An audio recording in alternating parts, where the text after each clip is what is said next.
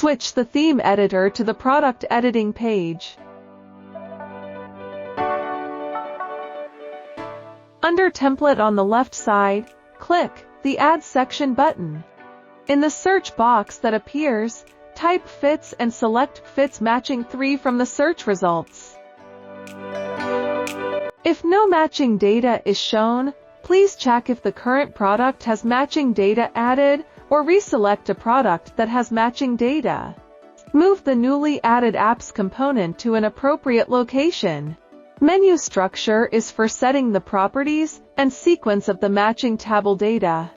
Be aware that the input range is limited to specified fixed values, make, year, model, sub_model, engine, which should be separated by commas. Menu alias is for setting the alias displayed in the matching table header label. The sequence should be consistent with menu structure, and they should be separated by commas. You might want to try editing other settings to change the style of the matching table.